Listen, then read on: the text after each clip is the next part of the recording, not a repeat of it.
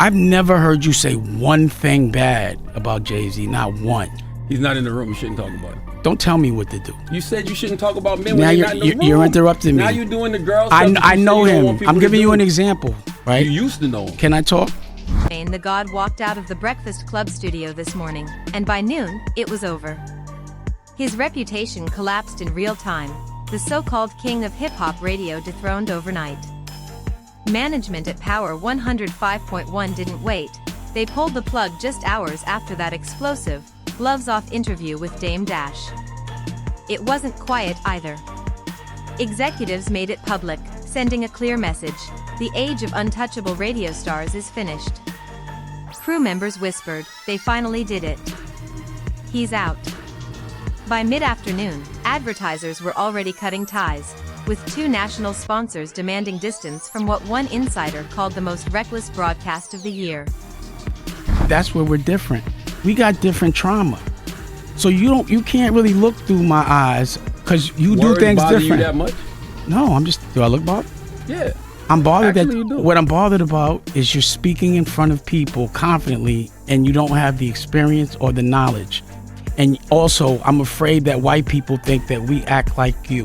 The fire came at 9 a.m. Tuesday, the Dame Dash interview. What began as tense quickly spiraled out of control. Dash didn't just question Charlamagne's credibility, he hammered it flat. Don't make up phony sources or we'll have a legal problem, Dame warned on Instagram minutes after storming out.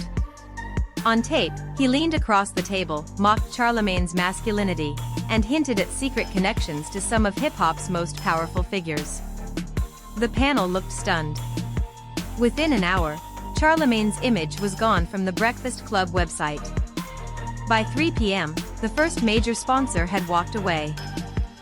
Craig, because when you say kids, I was like, and it ain't no disrespect, but I kind of think you just act a little. A problem with gay people? Not at all. I've got a problem with people that pretend they're not. The real damage played out backstage. A producer says Charlamagne bolted out a side door as co-hosts and crew members roasted him in private. He's finished, one laughed. Another added, he was loyal to the wrong people. Now look at him. For years, the Breakfast Club projected unity, but that thin loyalty crumbled in a single afternoon. An executive was overheard saying, nobody survives this kind of mutiny. And I'm not saying that's your way, but you're just not masculine.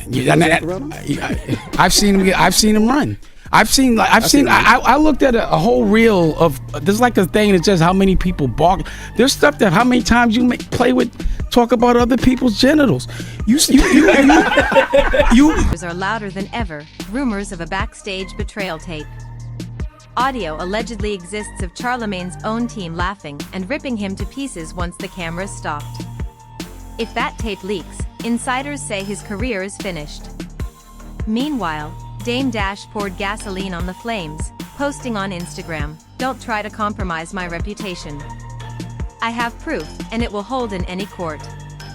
Industry sources claim Dame is holding real receipts, evidence of Charlamagne's back-channel alliances with powerful rappers.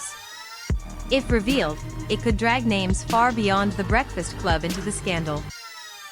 For me, it's like this with this particular situation, because I'm cool with Steve, but Dame's my big bro at the same time. So to me, it's like this. Whenever Dame does an interview, you know about 90% of the time, Jay-Z's name is going to get brought up. Mm-hmm. And it seems like Dame is just always saying something negative or something not positive about Jay-Z. Like a strike.